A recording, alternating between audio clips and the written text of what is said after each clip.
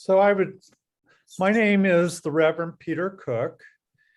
I'm the executive director of the New York State Council of Churches, and we are one of the members of the partnership for faith-based partnership for affordable housing and community development. You're going to hear more about what that is in a moment. But I really want to welcome everyone here today. I'd like to first say that I'm in Buffalo, New York right now. I've been here since Sunday, and I just think it might be good if we could just take a moment of silence to remember our friends and colleagues and all the people in Buffalo who are struggling with a terrible tragedy which happened last Saturday. So let us have a moment of silence.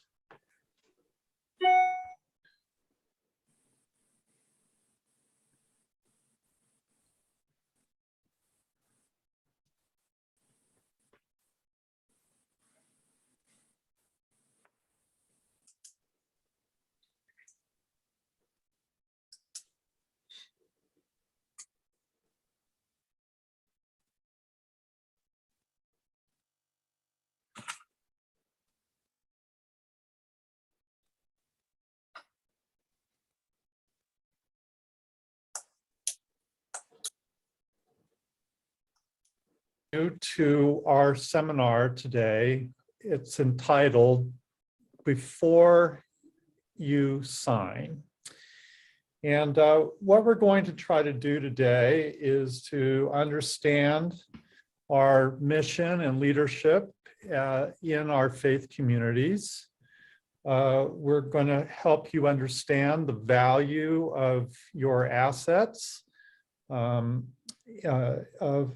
of your faith community, what you should be doing after having a conversation, before having a conversation with a developer or signing anything with a real estate developer, and how to advocate for your congregation's interests and needs during conversations with real estate developers.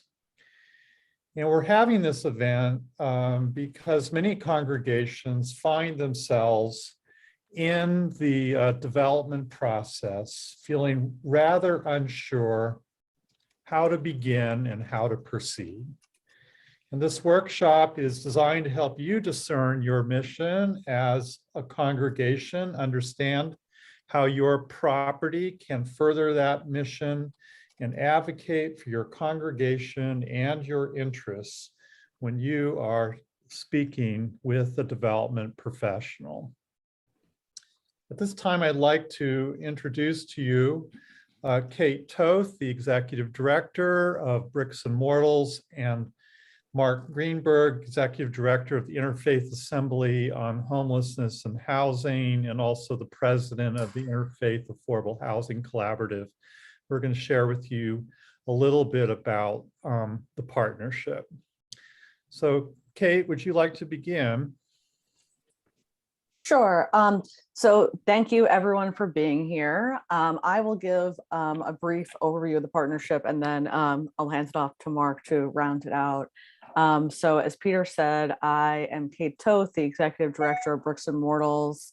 We're a member of the Partnership for Faith-Based Affordable Housing and Community Development, which is a faith-based group that advises faith-based institutions on how to maximize their real property in New York City for their, I'm reading you right now, their self-determined goals, with an emphasis on depth and resources in areas of housing and homelessness alleviation. So what does that all mean?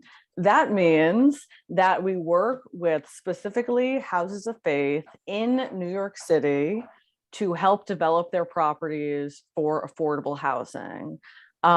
If you end up not wanting to do that and work on affordable housing, there are a number of ways that we continue to work with you. And when I hand it off to Mark at the end, he can talk you through that. But I want to highlight that the members of the partnership are Bricks and Mortals, my organization, Interfaith Assembly on Homelessness and Housing, which is Mark's organization, New York State Council of Churches, Peters, and the Interfaith Affordable Housing Collaborative, which is the arm that from which we deliver our financing. We're also funded by a number of organizations, one of which is Trinity Church Wall Street, where we receive a large amount of our funding, for which we are really grateful. So what we offer through the partnership are funding and referrals, workshops like this, and trainings. We also do one-on-one consultations. We help you to evaluate your property and provide partnerships. All of this is guided by your goals and the goals of your congregation, to help you make the best decision, with really the congregation leading the way and being the decision maker in the process. And really, we're really there just to help you make those choices, with providing more information and being more informed. And I think this workshop is a really great example of that. So I'll hand it off to Mark to provide more information on some of the ways that we work with congregations who decide not to go the affordable housing route. Thanks, Kate, and good afternoon, everyone, and thank you, Peter. So as Kate and Peter said, we are all part of a partnership designed to assist congregations to be effective in addressing homelessness and housing, and to increase their resource capacity. We serve congregations and we serve communities in need. And so the one element of the partnership, the Interfaith Affordable Housing Collaborative, that I am the president currently of, and Peter's the vice president, and Kate is on our board, is specifically designed to assist congregations with property to determine if they have the interest and the capacity to develop affordable housing on their property. And let me just say that the Trinity funding is specifically for congregations within New York City, but the collaborative also addresses the needs of congregations out of New York City. And we do have some additional funding specifically that can go outside of New York City. But in addition to the work that we do to help congregations to determine if they can build affordable housing on their property, and our willingness to help provide some pre-development loans, which Peter will be speaking about, the collaborative also and the partnership also helps congregations to increase resources from other venues. In other words, we also help to advocate for changes in policy that will produce more resources to help congregations develop affordable housing, as well as help those who are homeless and at risk of homelessness to stabilize their lives. So that's the other side of the work we do, helping congregations directly, but helping congregations to help each other indirectly. And with that, I'll give it back to Peter. And glad you could all join us. It's a good turnout today. Thanks, Peter. Thank you, Mark and Kate. It's great to be in partnership with you and doing this vital work.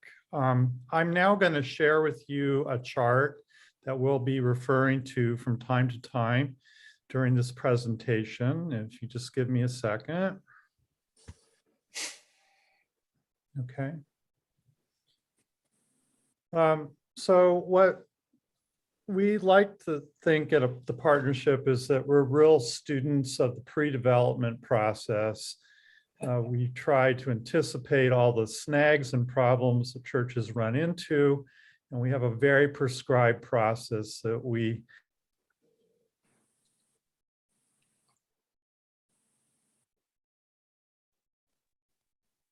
I think you're muted, Peter. We lost you, Peter. congregations where we discern your viability to develop affordable housing on your site, and we ask lots of questions. You're going to go through a lot of those questions today in this seminar. After this, if you qualify as a congregation and have some potential, we invite you to make an application for a pre-development team who will guide you through the process. They outline, number 3, a scope of work of what they are going to do to help you assess your property. They are paid through a recoverable pre-development loan, forgivable pre-development loan, to ensure that they are not being paid by a developer to do this work. So they represent you and only you. Then they prepare what's called an RFQ or an RFP, which describes your property and is then marketed to a developer. A developer then responds to the RFQ or RFP and makes a proposal. And we work with you to negotiate a development agreement with the help of an attorney that represents you and only you, and then executing that development agreement. So that's the basic structure that we follow, with lots of caveats and boundaries here to protect you as a church and as a congregation and ensure that you're fulfilling your mission through your property.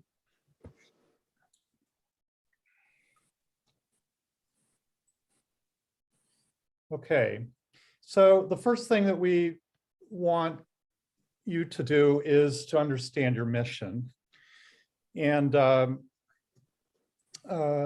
congregations pastor to communities and understand that they serve their community, whether the people are members or not.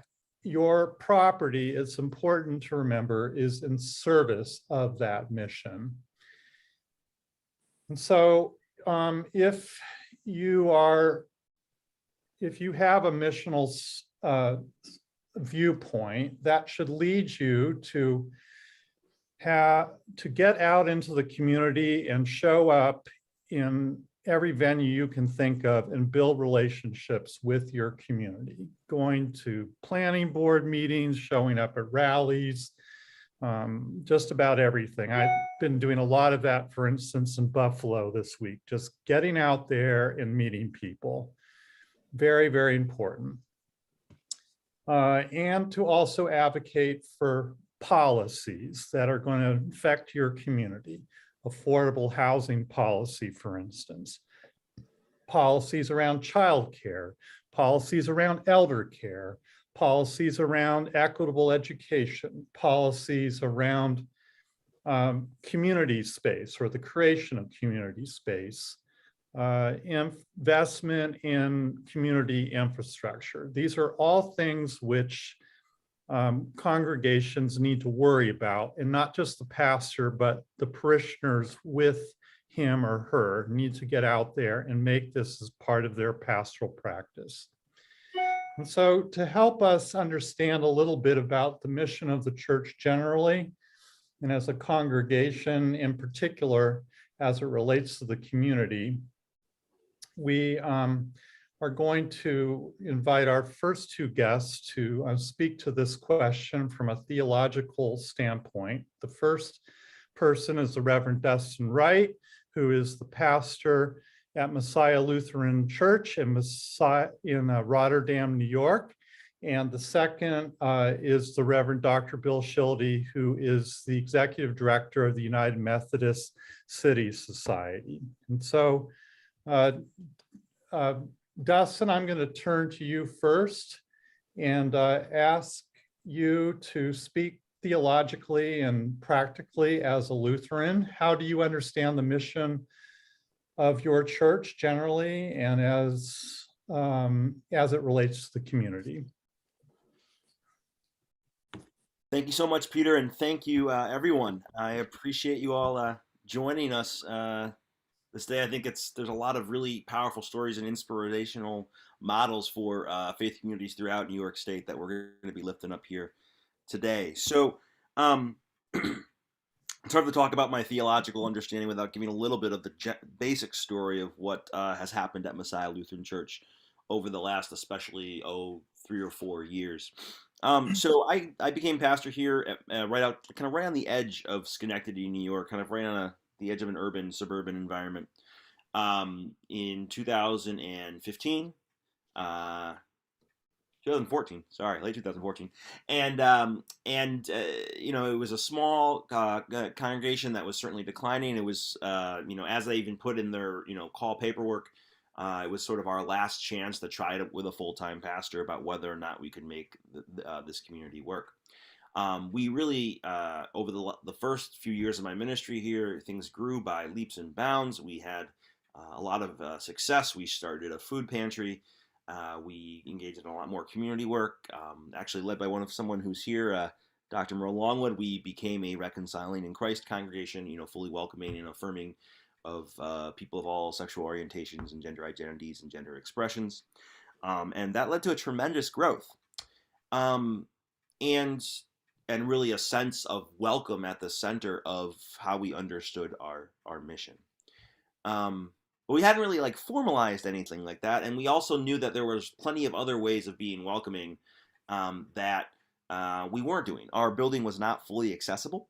You know, our sanctuary was, but our bathrooms, our fellowship hall was not.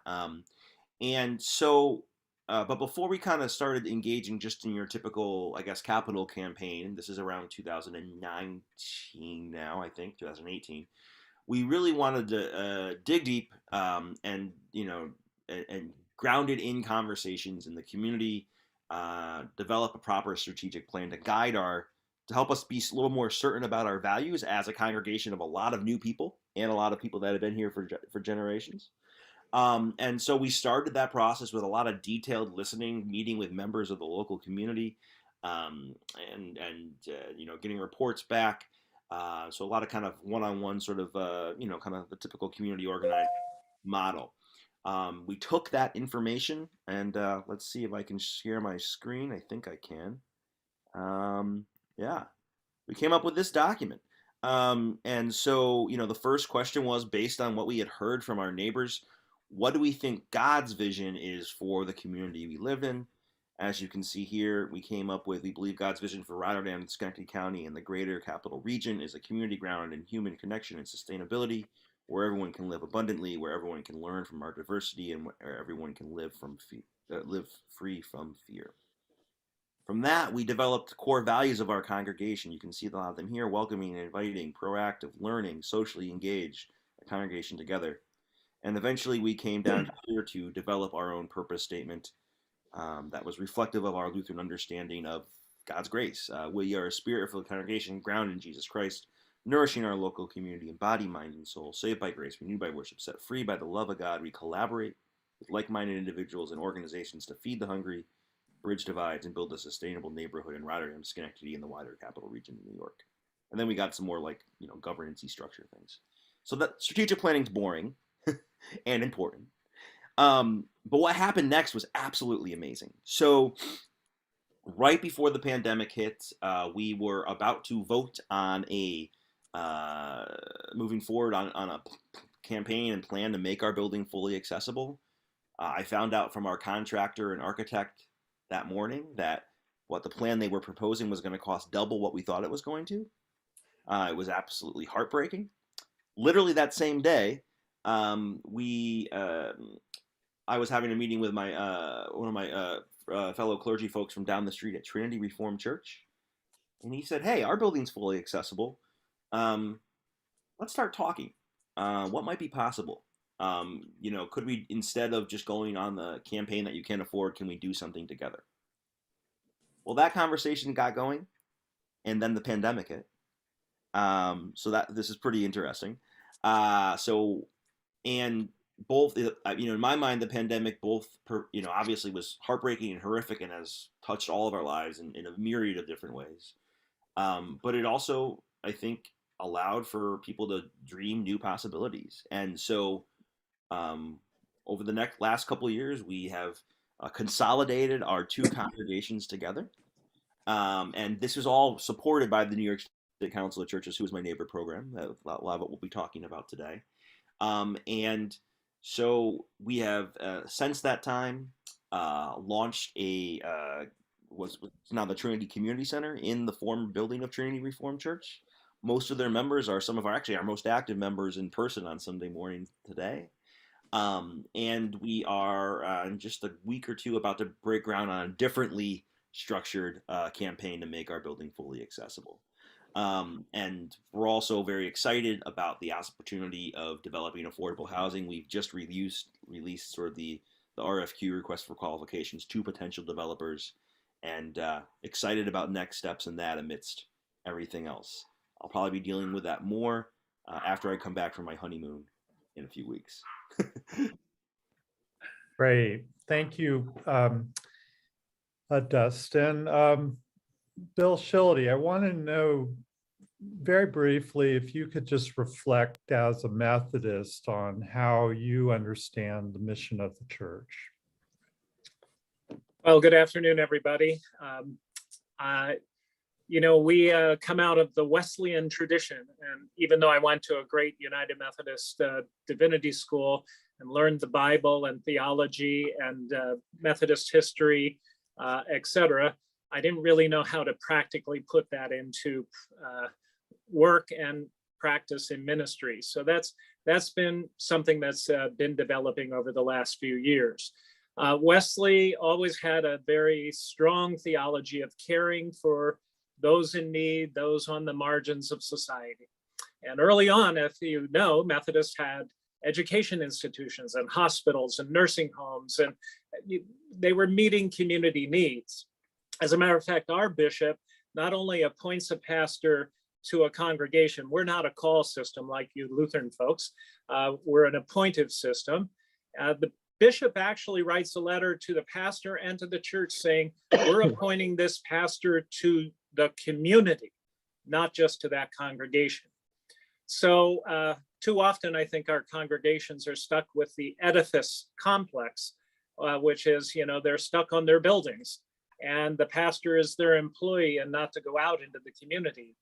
But in our Methodist roots is the desire and the hope that congregations will move beyond their walls. They really don't know their neighbors, and most congregations, they want to grow, but they want to grow with people that are just like them. And I think too many of our churches are stuck in sort of the 1950s model of attractional evangelism. Whereas, if we have a nice looking building and great programs and some services, maybe people will come to us. But we know that's not happening very well anymore. So, as part of our Methodist tradition, we are trying to practice a more missional approach where we go out and meet people where they are, finding out the needs of the community in every highway and byway and every neighborhood and network. And the pastor needs to get out of their office and meet the leaders of the community, as Dustin and as Peter was saying. You meet with advocacy groups, meet with the school leaders, the principals, social service providers, the police, the politicians, and then you really find out what the needs of the community are. And I guarantee you affordable housing is so needed. Here in New York City, we had 50,000 homeless people, including about 15,500 homeless children sleeping in a shelter last night. We need to do something, folks. We need to get outside the walls of our building, and we need to think about mission-driven development that can build affordable housing, which is ministry. Pete, Mark, I hope I was correct on those statistics. About right, yes, indeed. Okay. You said quick, Peter. Yeah, you did great, Bill. That was Jason Labate is a partner with Goldstein Hall Attorneys at Law. Jason, would you just speak a little bit to the idea of how you balance the internal needs of your congregation with its mission to reach out to the community? right. So, hi, everybody. I am an attorney, so I will do my best to keep the substance of what I say interesting, because we have a habit as attorneys of lulling people to sleep. So this is, I guess I have a few thoughts on this. So only the congregation can define for itself what the community is. right? I think you're hearing on this call, there is a strong push to reach outside your walls. I think it is not just a calling, but perhaps a necessity. Right? It's just the people, the model where a community had a house of worship and walked to that house of worship on Sunday or Saturday or whatever day they worshiped, that has gone away. And so internally, your leadership and your congregation should really sort of evaluate what it is that the community needs and what the congregation is called to do. Really, it's blue skies for you all to determine what it is that serves the congregation and the community. Legally, there is a few considerations, though, that will have to be evidenced. And those considerations are, or the language in the statute, the laws of New York State, are that the consideration needs to be fair and reasonable. And separately, however the property is used, these are for sales, leases in excess of 5 years, or mortgages, that those transactions be in the best interest of the religious corporation at the time the decision is made. So what does that mean? We can take a couple examples. If the congregation is entering into a transaction primarily for financial benefit, right? The example would be you are selling a lot. It is very valuable. You're going to sell it to the highest bidder. You will need to evidence that the consideration is fair and reasonable. Usually, the Attorney General, who reviews these transactions, with the exception of several hierarchical churches, requires and will look to an appraisal as evidence that the consideration is fair and reasonable. You can further evidence that by taking it to market widely and getting multiple responses, right? Just as you would do with a broker, or we're doing with Dustin's church. I'll move to the in the interest of the congregation, and then come back to fair and reasonable. The interest of the congregation essentially means it's got to align with your mission. So you don't have to sell to the highest bidder. You can absolutely say, no, we have decided that even though our property is worth $20 million, we are going to engage in a transaction that is less than that, or perhaps give the property away for free, right? Your decision, to a not-for-profit that is going to develop it for mission-related purposes, affordable housing being one, soup kitchen being another, community center being another. You can go on and on. The reason I said I wanted to come to the in the interest of the congregation and then swing back to the value issue is there is a provision in the statute that says if the property is being used for missional purposes and transferred to a not-for-profit or charitable corporation, then the consideration can be less than the appraised value and can be even $1. But right, so the two standards here legally, and then I'm going to come back to what Dustin and Bill spoke about, and then I'll give one example and stop talking. The two sort of thresholds are legally, does this meet the appraised value? And I like to say, has this been marketed widely? And or on the other side, is this missionally related and a lease or a sale to a not-for-profit that is going to further your mission? One of those two things has to be satisfied in order for you to get over the Attorney General's hump in order to get their approval. Figuring out what you deem is in your interest and what in the community's interest, there are just as many opinions on that as there are congregations and people. There are probably twice as many.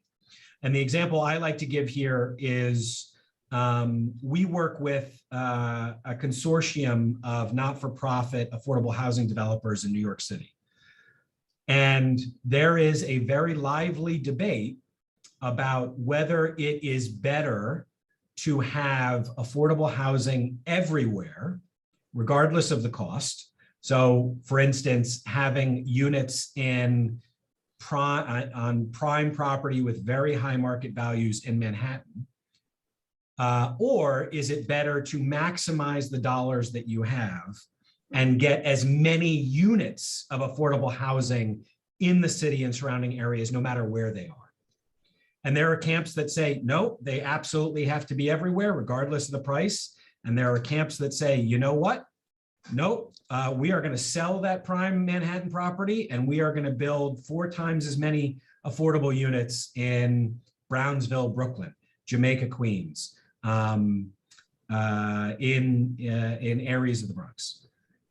These are organizations whose purpose it is to build affordable housing and address homelessness.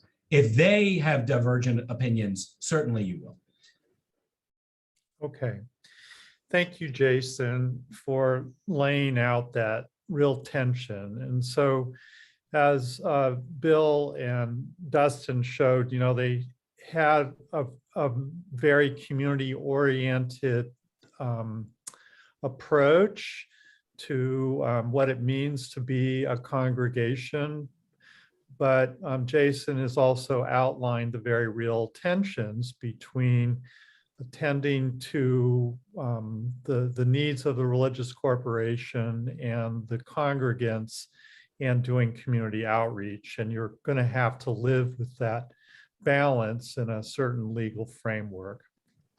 In the interest of time, I'm going to move to my next topic with apologies to Willie and Mark, but we're going to circle back and find a way to bring you in just a bit later. But the next thing I really want to stress is the importance of understanding your leadership capacity. You can't make this happen unless your leadership is intact and you have a very good sense of process. So this should not be something that's undertaken just by the pastor, although the pastor needs to be included. But we really advise that maybe 2 other people work closely with the pastor who are really committed to the congregation, the pastor or the rabbi, the imam, whoever the clergy person is, who are tenacious in wanting to see this project through, but are also really committed to transparent decision-making within the congregation, and also are willing and able to engage the judicatories or larger church organizations that have a say often on how you use your property. So Dustin, if you could speak to, and I think you might have alluded to this just a little bit, but how in your congregation have you gone about doing decision-making? Thank you, Peter. And I think the extra step for us, and I think is probably, at least in upstate New York, where most towns have a bunch of different small, not thriving congregations of similar denominations, right? The extra layer for us was we needed to be making decisions not just as one community, but at least at first as 2 communities of people that had barely met each other in person before we were on Zoom. And that was hard, without a doubt. We had a team of a couple leaders from Messiah's membership, as well as myself, as well as the pastor, Jonathan Vanderbeck from Trinity, and a couple of Trinity's leaders. We had met together once for lunch before lockdowns began. But we kept at it. And I think one thing that I would say is that there's been different steps in this process, and there's been a couple people that have been on the leadership team throughout it. And then we've swapped a few different people out depending on expertise at other points of the process. So, right, and during that first stage, it was really important to have a couple folks that had a decent amount of kind of business acumen, but it was also important to have an equal amount of members from both communities. Every time we made an adjustment to the task force working on this, usually the pattern was a task force would come back with recommendations to the congregation. The congregation would, 1, vote on those recommendations, and then 2, vote to appoint whatever new shape of the task force was. What was helpful there was that, right, what we made it very clear was, these are the people you are entrusting to make these decisions. Don't whine about it afterwards if you don't like their decisions. And I think people got that because a lot of what we're doing, and there's a deep, not quite tension, that's not the right word, but just very different ways of being, right? A church makes decisions in a much more, I guess you could say, like emotional, intuitive sort of way, not necessarily from more of like a business side of things. And there's sometimes really hard decisions that that do need to be made. So I'd say having a couple people that are going to see the process all the way through, as Peter said, but then also being able to tap different people who have different types of expertise at different portions of the process is really, really important. But make sure that group is not too large, and also make sure that that group is affirmed by the congregation as a whole before they begin that stage of the work. Excellent. Thank you. Bill, you often operate in a more judicatory-like capacity. I'm wondering if you have any reflections on good and not so good ways for pastors to deal with their leadership and decision-making processes. Well, being good Methodists, we're very methodical in the way we do things. So when a congregation decides that they want to do something with their property, if it involves more than 25% of the value of that property, they have to go before what is called a District Board of Locations and Buildings for approval. And in the New York Annual Conference, it also goes before the bishop and the cabinet. So there's sort of this judicatory approval, which is one of the ways in New York State religious corporation law that Methodists don't have to go to the Attorney General because we have a decision-making process within the hierarchy, but we do need to get a court order. So oftentimes congregations tend to be way down the road before they come before District Board of Locations and Buildings, which should have lawyers, architects, etc., to make sure that the congregation isn't being taken advantage of by a developer or someone unscrupulous in the situation. Just as an aside, the UMCS in 1972 was set up as a separate 501c3. So as long as we're not selling or dealing with all of our assets, we're able to just get a court order without having even to get judicatory approval, though the bishop serves and members of the cabinet serve on our board. So. Okay, great. So I'm going to ask at this point, Jason Labate, and then also Willie Zambrono, who is with Zambrono Architects, and who's also an elder in his own congregation. If you have any additional thoughts that you'd like to share about congregational leadership and process in making decisions. What have you seen? What do you think from your perspective is healthy healthy leadership practice. Willie, would you like to try? Sure. Thank you, Peter, and glad to be here to discuss such an important topic, especially today that is the actually the New York State Association for Affordable Housing Conference in New York City. We're kind of missing that action over there, but maybe things are happening. The way we go about it, I belong to a kind of an offspring of another church. We were actually established last year around January. And we kind of are not homeless, but we actually rent a space. But I like what Bill said about going out there and actually get in front of the community and start doing the mission-driven needs of the community as we can possibly can. We do outreach. We're actually doing our service this Sunday for Mental Awareness Month, and we're actually having a panel to discuss all of those things that are driving everybody into that kind of state of illness. But we do actually are independent, and what we do is that we come together as a board of trustees, and we decide on the ministries that we're actually going to be tackling on throughout the year. We take direction from our pastor, obviously, but what he has done is actually pulling together professionals that can actually guide him, so to speak, into those missions. Myself, I'm an architect.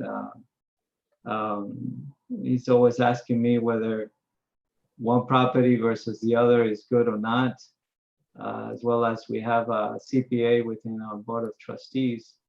So we have individuals that actually come together to make decisions as one congregation. And then we actually, as a congregation, whether we can take a vote on certain things. But yeah, I think that it all starts from the leadership and making sure that we move as one. And also what Dustin was saying, set up certain task forces that you can actually create committees that will tackle one aspect of it. If you do have a property, well, what can you do with a property and whether that opportunity actually lends itself? We're not there yet, but we certainly are looking for a future where we can actually develop ourselves. Great.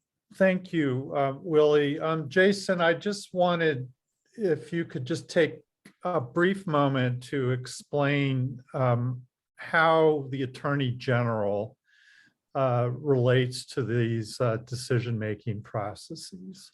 Yeah, so you need to, I mean, in general, hopefully you do this, but I feel like it's, it's like cleaning the filters in your air conditioner. Nobody does it. You need to know and love your corporate documents and review them on a regular basis. And so the Attorney General is going to look to see, right, these are sort of Russian dolls, they all fit within each other. They're going to look to the statute under which you were created. And there are different statutes for different types of churches or religious corporations, right? Could be Jewish religious corporations, Islamic, Buddhist, etc. And then they're going to look at your certificate of incorporation, and then they're going to look at your bylaws. And you need to make sure that how you are making decisions is in conformance with all of those documents, right? So we frequently find the certificate of incorporation or the bylaws says that you have 10 board members, and you're like, oh yeah, the congregation shrunk, and so we just voted to have 4, but all 4 approved. That's not going to cut it. Right? And so you want to get ahead of that right up front. So you need to make sure that the decisions that you're making are in conformance with your documents. Know that the default is that your congregation needs to vote on these transactions, but there are exceptions. But I'll say that they're the exceptions, not the rule. The rule is that the members vote. It's probably good practice to have certainly their input, if not their vote.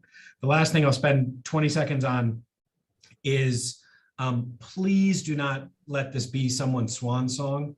I can't tell you how many projects we've seen where a pastor is retiring or moving on and says, I'm going to leave you a legacy by entering into some huge development deal. And then it just gets started. And then they say, okay, you're going to take it the rest of the way. That is a recipe for disaster. So you want to make sure that the team that is working on this, and you can, sort of deputize individuals or a real estate committee or development committee to explore this.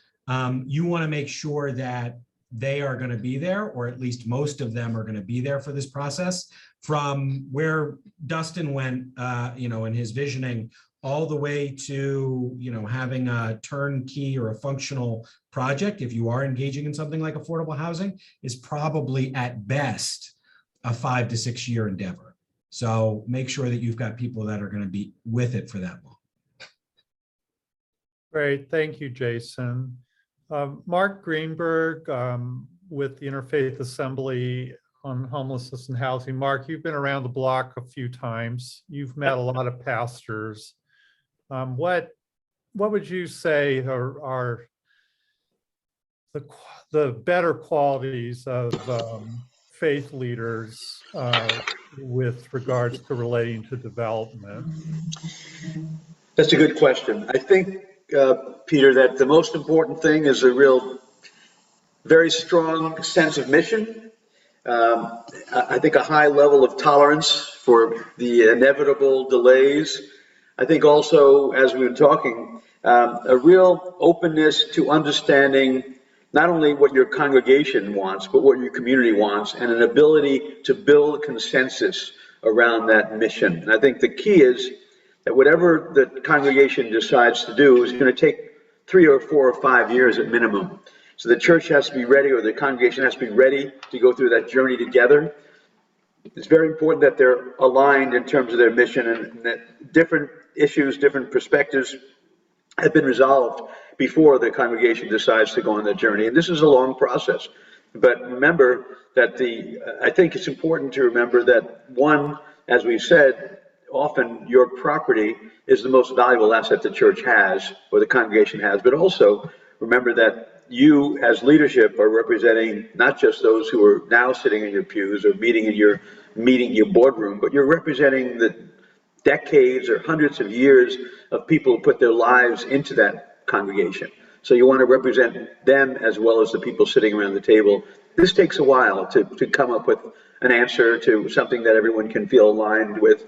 But I'd say the patience and persistence and the ability to build consensus are really key in leadership. Great.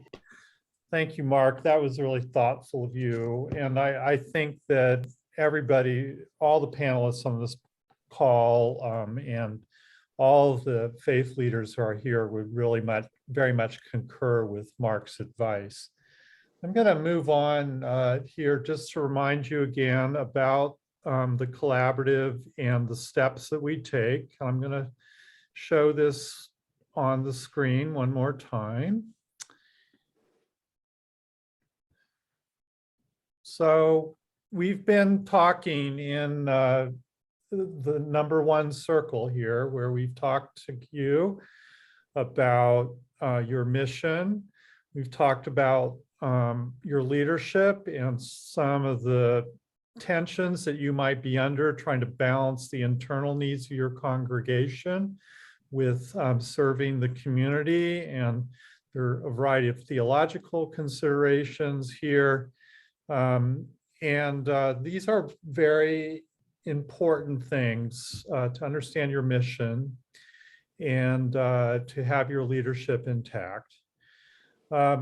So now, as we go into this discernment process, you would need to hire professionals who will represent you and only you to complete what we call a scope of work. And we're going to now talk about that, how that scope of work gets put together. And this begins by a more in-depth look at understanding your assets. It's important for you to understand your congregation's assets, whether or not you are actively trying to pursue development opportunities. Your assets include cash reserves, but your building is probably your most valuable asset if you own it. You can use and leverage your assets in multiple ways. You might be able to develop affordable housing, but that is not the only option. And sometimes it isn't possible. You should also be thinking about things like space sharing, adaptive reuse, energy in how your space is heated and cooled. All of these are important. You need to ask all of those questions and have a professional, in some cases, particularly around affordable housing, guide you through this. So I'd like to first have Kate Toth, who's head of Bricks and Mortals, talk about some of the non-housing uses for that she's seen that congregations can consider in using their property. Kate? Yeah, thanks so much. So as Peter mentioned, when we speak with you, one of the things we'll determine is whether your congregation is interested in doing affordable housing or not. Before you even engage and move on to step 2, before you engage any kind of professionals, really what your congregation needs to determine is that if affordable housing is something you're even interested in doing before we even begin to explore what the possibilities are. If affordable housing is not something you're interested in doing, which it might not be, or it might end up not being a good fit for your property. There might not be enough space there, or there might be other restrictions. You still have a lot of options for using your property. And we at Bricks and Mortals, we work providing resources to help develop any and all of the other options available as well. So this can be anything from, as Peter mentioned, sharing your space with other community groups, artists, and others, or working to change your space to provide a different kind of user, putting on solar panels to change, to make your space more green, start partnering with a community health center. Really, the conversation you first have to have are 2, which is figure out what your congregation is interested in pursuing, because there's probably a lot of things that you want to do, and because you can't do all of them. And then figure out what your community needs, because what your congregation might be interested in doing might be different than what your community needs actually are. So the first thing to do is figure out what those 2 wants and needs are, and then figure out what you can accomplish in your space. So your congregation space might be able to accommodate different kinds of things. If you have a lot of space, you might be able to accomplish a lot of different goals within that space. Judson Memorial Church, where Bricks and Mortals is based, has a huge house of worship. There's a really big sanctuary. There's a gym. There's several meeting rooms. So they can operate a space sharing program that's pretty robust. They have nonprofits that are based there that provide ongoing income, which I think is a really if possible, and you can find an organization that's interested, I think that's a really great way to diversify your income and provide income that's ongoing for your organization. And these are just some of the things that you can do in your congregation. And our website on bricksandmortals.org, which I can drop in the chat, has a list of different case studies and things that have been done in houses of faith in New York and around the country also. Great. Thank you, Kate. Kate offered a helpful correction, and some of you might not have heard it, so I just want to reinforce that when you are in this discernment process, number one, you're going to need to make a decision as a congregation of whether you need professionals to help you develop affordable housing on the property, and whether you want to develop affordable housing on the property, and whether you can develop affordable housing on the property, or to make the decision not to do that and explore other possibilities as what Kate has just articulated. It's very important, which is why we work closely with Bricks and Mortals, that your congregation look at all their options and not get lulled into one particular vision too soon. But having said that, I'm going to turn it over to Bill, because a lot of times congregations decide they're going to do both housing and non-housing projects as part of their development vision. And so, Bill, could you speak to your development that you've been doing with Bronx Pro? Sure. So we took a building in the Bronx. Sometimes your building can be your greatest asset, and it can also be your greatest liability. This building was really dilapidated, falling down. It was actually sinking into the ground.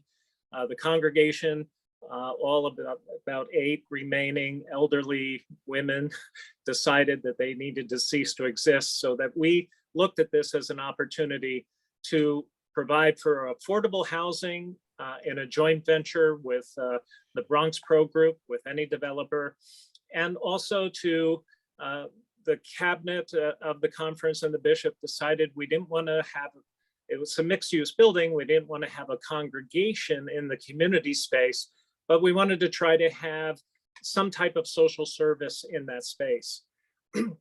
We attempted to negotiate with some of our United Methodist nursing homes to provide maybe an adult daycare center or visiting nurse kind of association operating out of that community space, but it didn't happen. So what is wonderful is this building in the Bronx is a supportive housing project that has 57 units for formerly homeless, formerly incarcerated seniors.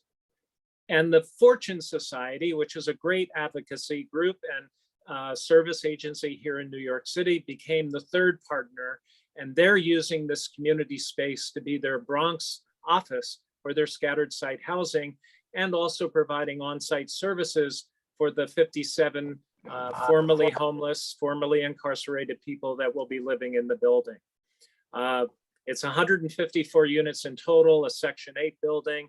We did have to tear down an old church building, but we took elements of that church and put it into the new building. So some of the stained glass, some of the historic architectural features are also in the new building as well.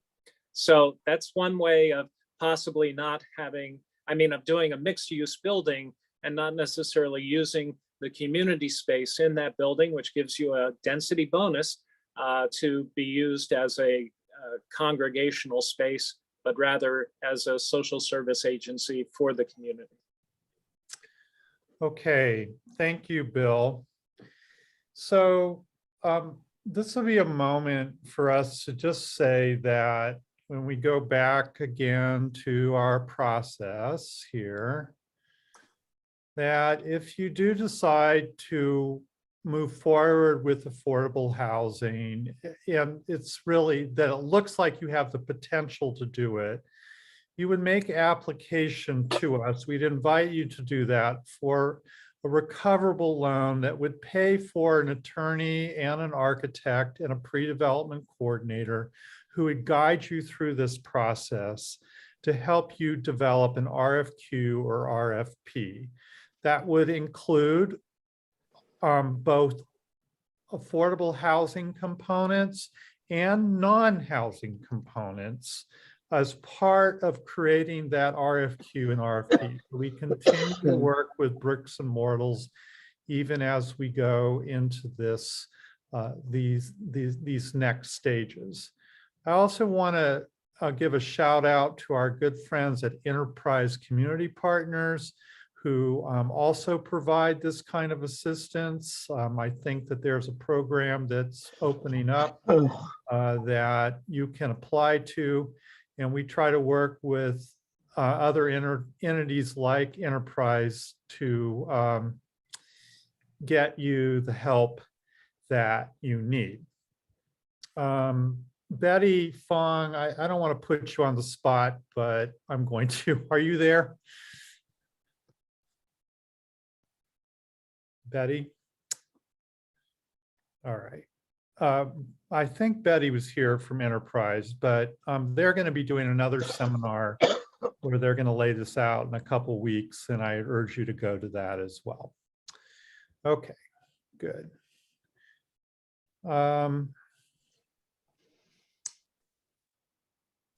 So now, after you've done all this lovely work to get your act together, let me be really honest with you. So often the way congregations get into this stuff is because a developer approaches them with an idea and a proposal. That actually happened in my first church, where we built a 22-unit housing development, where we looked around for a developer who came in and gave us a vision. It worked out okay in the end, but we would have been better off if we had done our homework ahead of time before we talked to a developer. But so often we fall into these opportunities. That's how life works. But should you be approached by a developer, we want to give you a little insight on how to talk to them. So again, I just want to make it extremely clear that while it's okay to talk with a developer or developers and gather information, please do not sign anything with them until you have completed an RFQ and an RFP, and you've done that with legal and architectural advice with people who represent you and only you. So, Jason, I am going to prevail on you to act like a developer for a few minutes and talk to Willie Zambrono, who is a potential client. And would you like to just talk to Willie about your vision for his property? Sure. I might ham it up a little bit so that we can get a sense of this and maybe have a little bit of fun. But we'll try to sort of draw out what I think some of the issues are. Hi, Mr. Willie.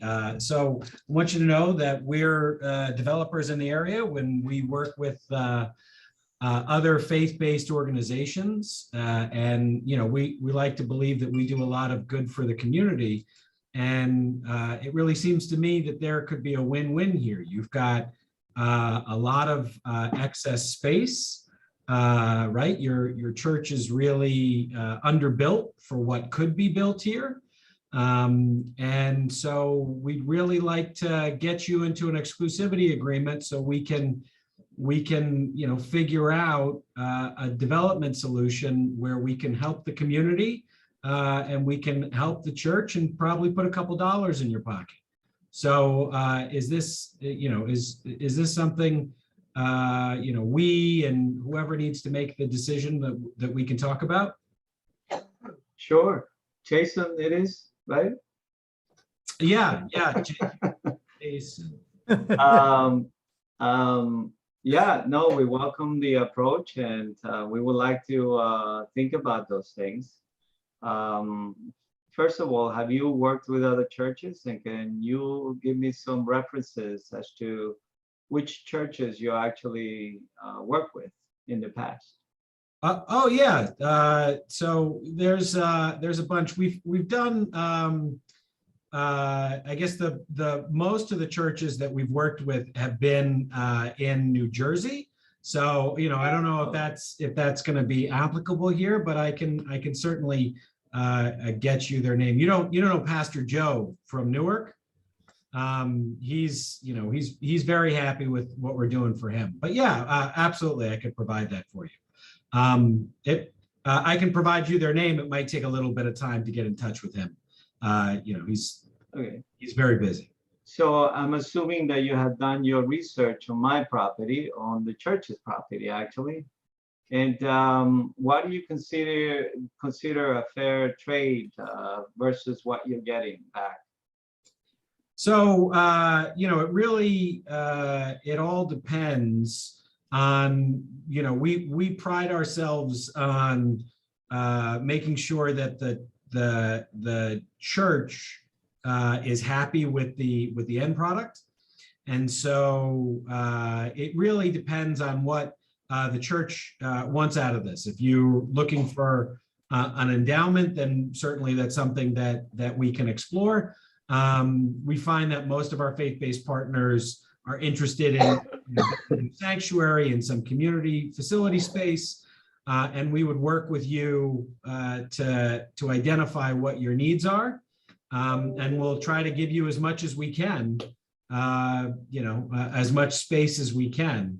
Of course, there's going to be limits to how much space we can provide, because of course at the end of the day, I've got investors that I have to make happy. But really, we want to try and deliver to you as much as we can. Well, we certainly like the opportunity to indulge in that conversation, but I would like to actually bring that back to the congregation as well as the Board of Trustees. We certainly want to keep our mission intact. So we would like to get a space as well as some other community spaces that we may need for the community as a whole. But certainly we're willing to entertain the idea. You just gotta give us time. Yeah, absolutely. We can do that. So the issue is, and I don't know if you've spoken with other developers, there's two considerations here. One is to really put meat on the bone here, we have to spend money.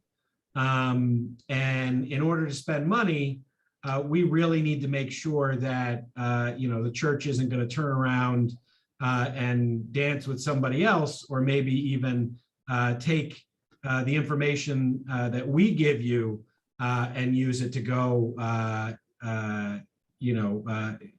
select another developer and go with them. So before we're really spending money to flesh this out for you, we really need to enter into an agreement. I don't know if you've noticed, but it's all over the news. Things are getting more expensive and interest rates are going up, which means really the longer we wait, the more likely it is that the consideration that or what the church is going to be able to get out of this is going to shrink. So certainly take the time that you need, but know that it may end up costing the church. Well, if you're telling me that the church's property is very valuable, I'm sure that there will be other developers that will be coming our way. So we want to see our options, and we want to make sure that we have legal representation.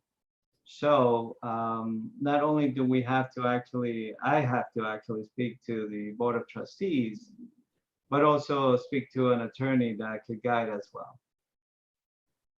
You don't have an attorney on your board or in your congregation? I mean, it's really easy stuff.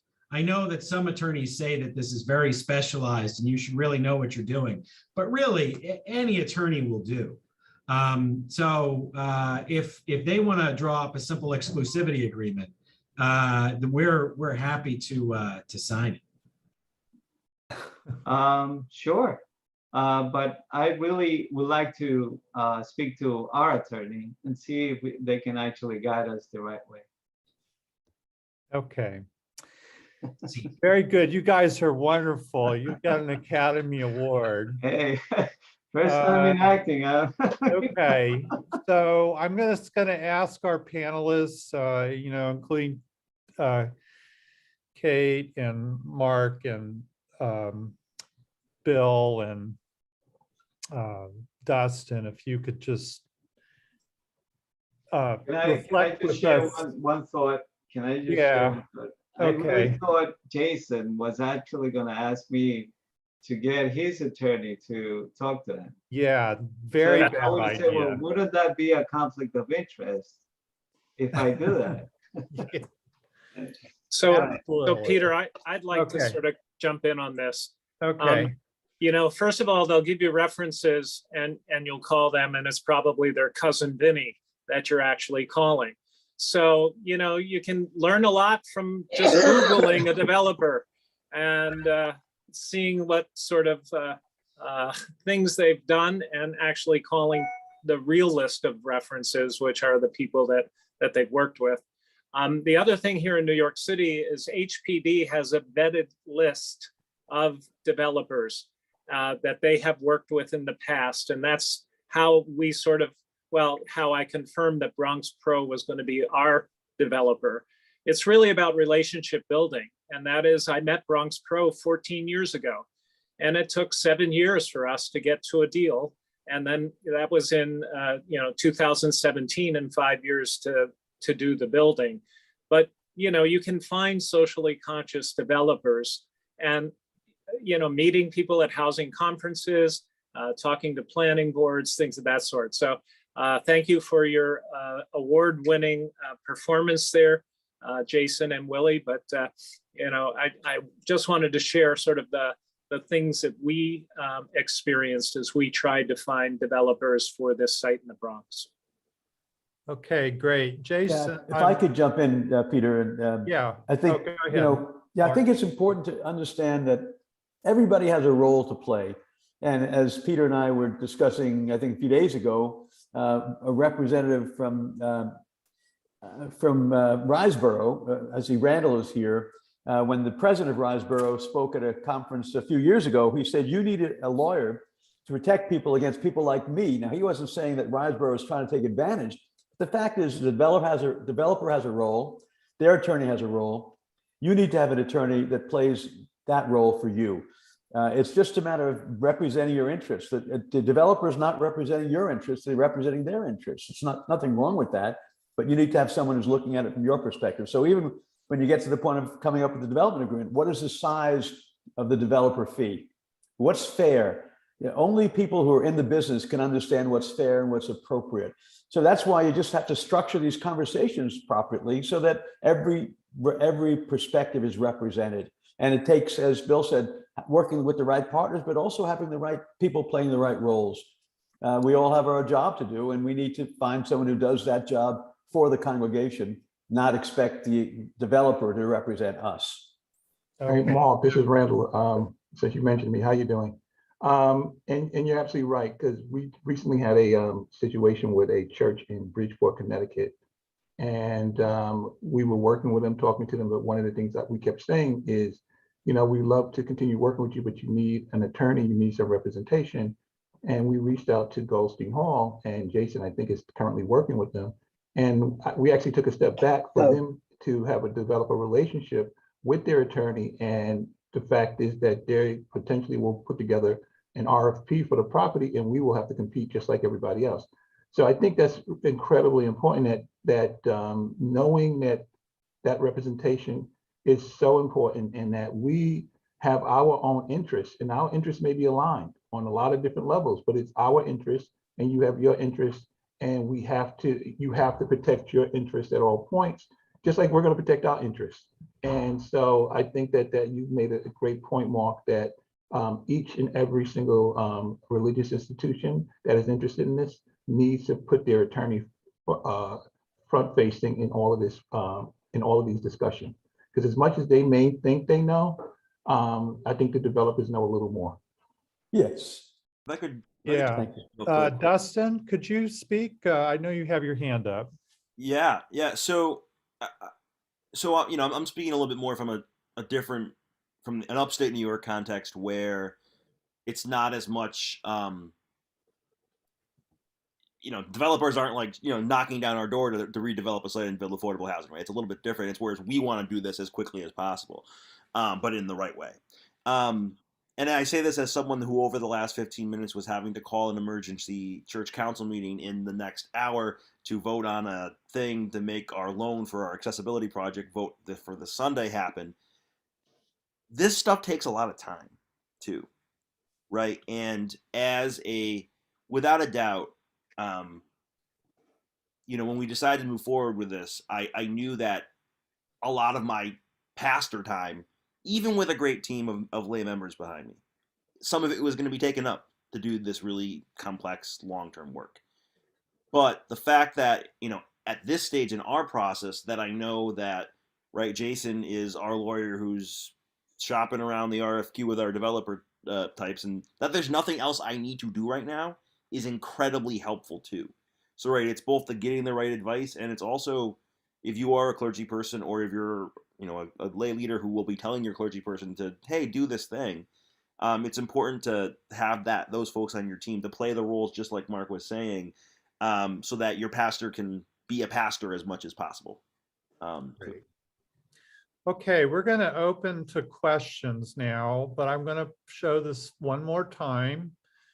Remember your process here. Now, one of the things that Mr. Jason, developer here, tried to do was he tried to pretty much subvert numbers 2 through 4 and tried to basically do all that work for the church and put his money into it before the church, Willie's church, could do steps 2 through 4.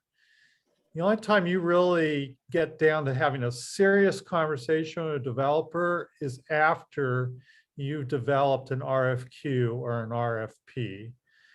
But I just got to tell you that there are a lot of churches who bypass steps 2, 3, and 4, and they get right into a conversation with somebody like Jason, and it blows up in their face later because they didn't understand what they were signing. And I can tell you that a lot of developers are not going to be happy if that happens. So if you're a credible developer, you want a good customer who knows their property and doesn't feel pressured into this. And so I'm so grateful to Randall for his candor about how developers should work.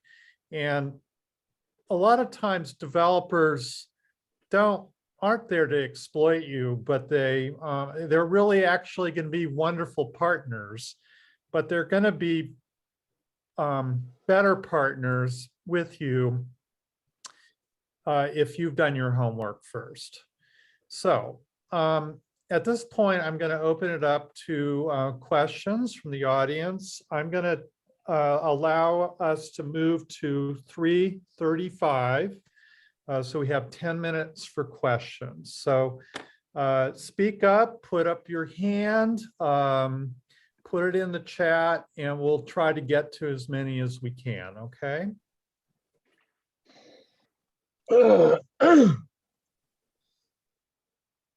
So who'd like to jump in?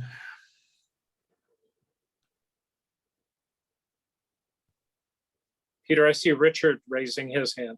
Oh, great. Okay, Richard, thank you.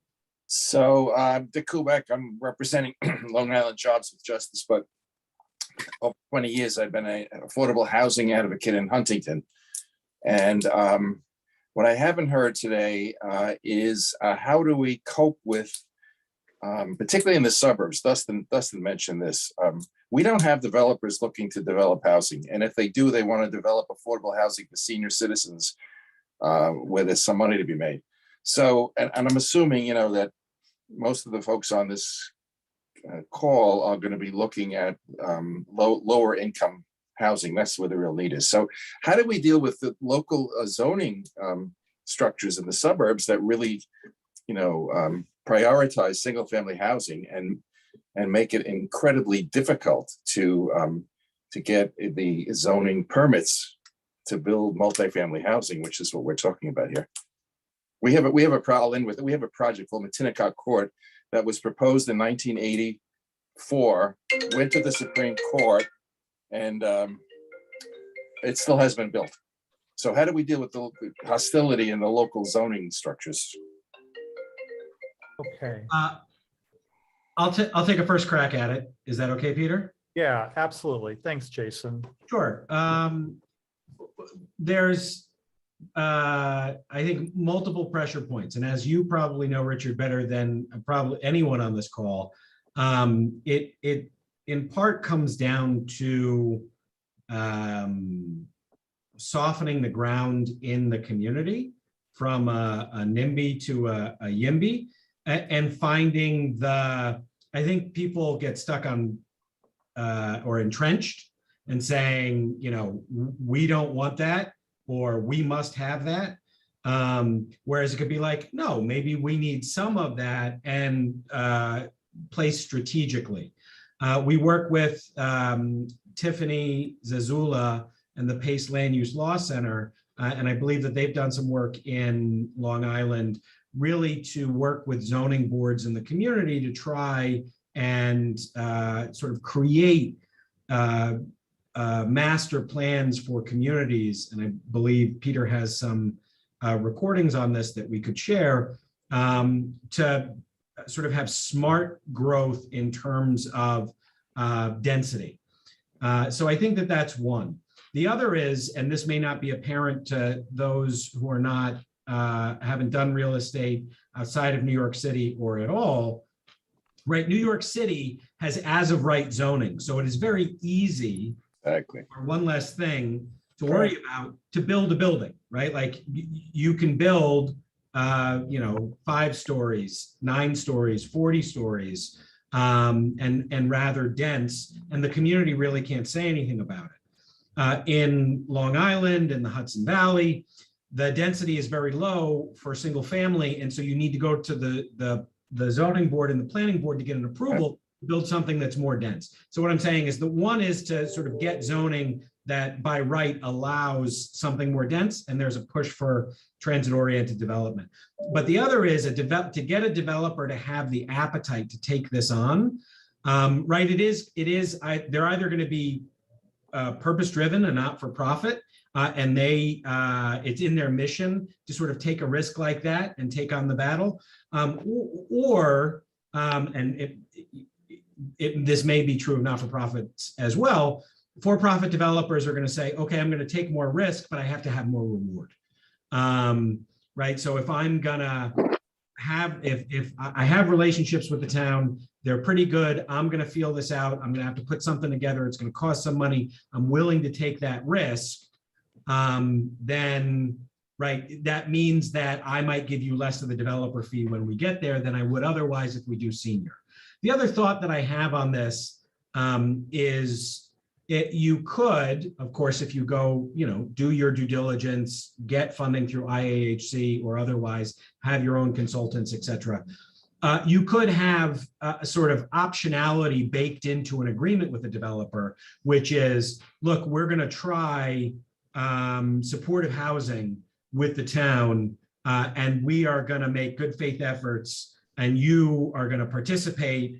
And if that doesn't work, then our fallback plan is that will pursue senior or will pursue something else. So I think that's a way to, I don't think there's a simple answer, but I think that that's a way to start to whittle it away. Great. I'm going to turn to Mark Graham, who has the next question. Thank you very much, Reverend Peter.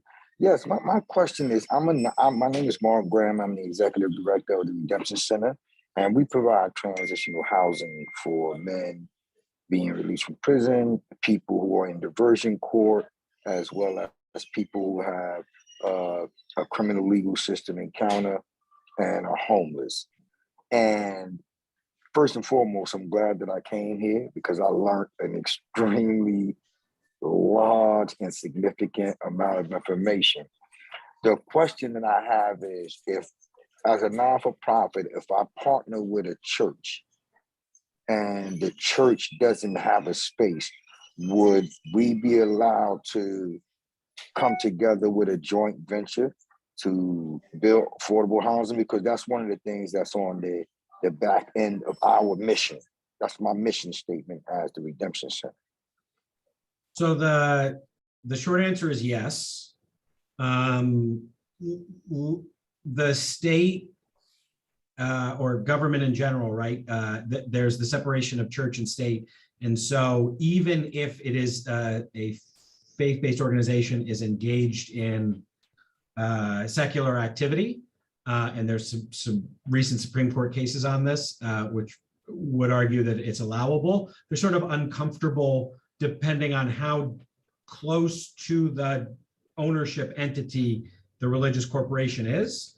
And so if it is, it is usually preferable that the faith-based, the religious corporation have a not-for-profit affiliate, but it can be done such that the religious corporation is directly involved.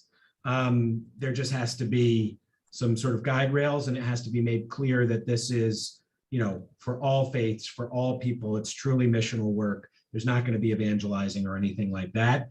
And there's no sort of religious aspect to any of the publicly subsidized developments or their operations.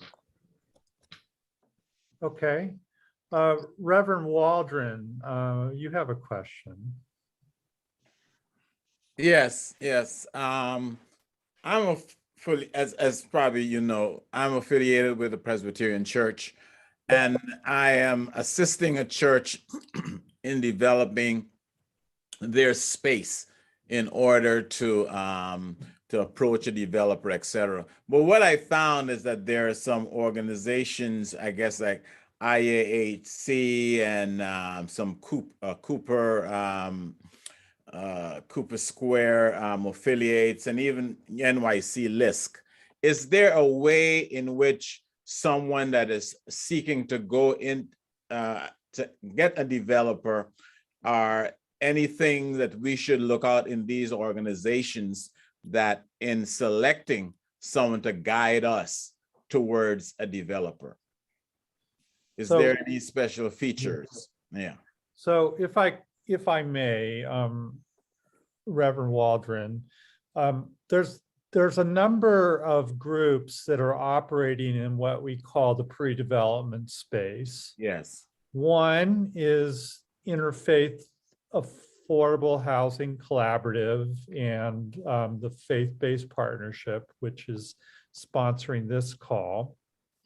But we are very happy to work with congregations to look at what we offer and also look at what others offer. Two other groups that operate in this space are Enterprise Community Partners, which has been doing this work for years and has a process quite similar to our own, and they offer resources. And also LISC, which has been, I think, has opened up an application process as well. So I think what we can do when we talked with the congregation is to say, hey, here are some options. And, if you pick one over another, we can, support you in that process. Very quickly, I just want to say, so it's worth diving into sort of what's being provided and what the obligations are on the other side. I think that they're all good. I think that Enterprise, and I could be wrong, and I don't know if someone from Enterprise is still here, is supplying their own consultants to houses of worship. IAHC has a model, right? Benefits and burdens. You go out and you get your own consultants. IAHC gives you up to $30,000 to pay for them to get you to an RFP. It does mean that you're going to have to figure out how you pay for legal costs after you've selected a developer. It's not clear to me whether Enterprises address that. And LISC's program, I know that they were doing just a request for qualification. It's not exactly clear to me.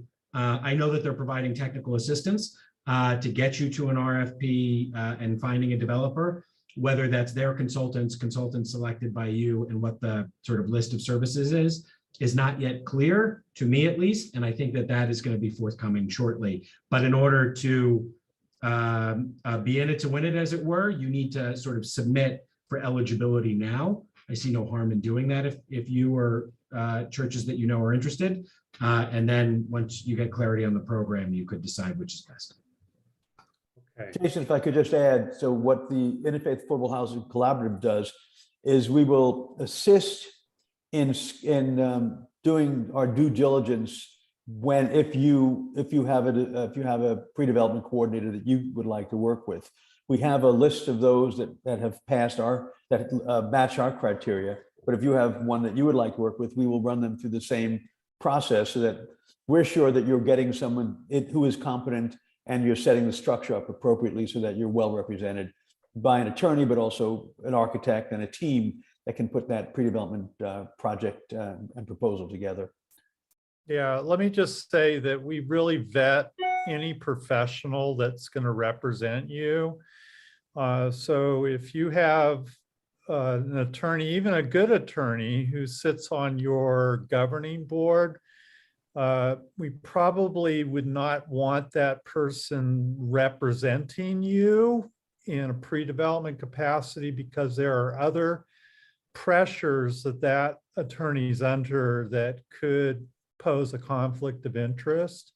So it's really important that whatever professionals are representing you, that they sign clear conflicts of interest statements, and that they have the professional expertise to be able to do this, because not any attorney will do, as Jason sort of let us know in his cameo with us.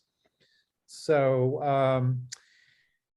I think we're going to have to conclude here at this time. I don't know if you have, there's Mark Graham has had his hand raised. I don't know. Oh, Mark, did you have a follow-up question? Mark? Mark Graham? Yes, I have one more. Yeah, sure. Go ahead. Go ahead, Mark. Would I, as a non-for-profit that's doing this work, qualify for any of this, or do I have to partner with a church? So it's designed to be for faith-based organizations who own their real property, or who have, you can correct me, Peter, Mark, or Kate if I'm wrong, but who either own the property or have site control of property. Can I just add one last comment, Peter? Sure, please, Willie. That we haven't really addressed is okay. Knowing expectations from the developer side as well as the church's side. I think Jason said something about turnkey, and turnkey for you or for me would mean ready to go in and occupy the space, right? To a developer, a turnkey may mean many things. including to the fact that they would only hand you a box, a roll box, and that's it. No frills, no nothing in there except walls and painted walls and possibly some lighting. So you need to make sure that you know what you're getting in the end. And that comes with the cost factor of all of those things, which have to be calculated in the mix of the developing economics. So Right. all of that has to be factored in. Just be aware of that. Excellent. And one of the reasons you have an attorney represent you and only you is that they're going to be aware of all of the money that's really owed you.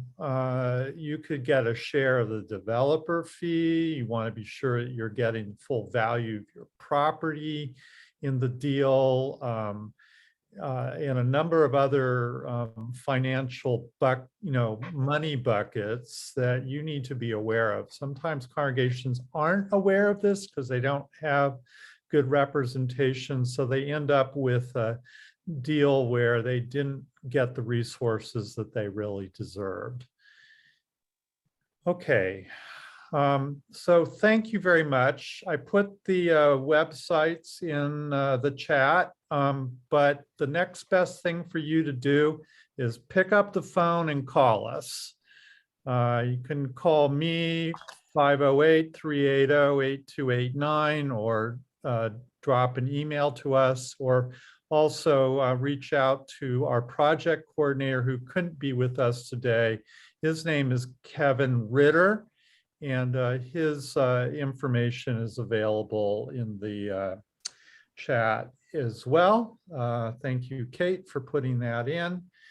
And so we're all here to help you and work together. And I want to thank everyone for staying with this conversation, and blessings on all of you. Blessings. Thank you, everybody. Thank you for steering us, Peter. Well done. Okay. Have a great Thank you, day. everyone. Thank you, everyone. Look forward to hearing from some of you soon. All right, so we're done.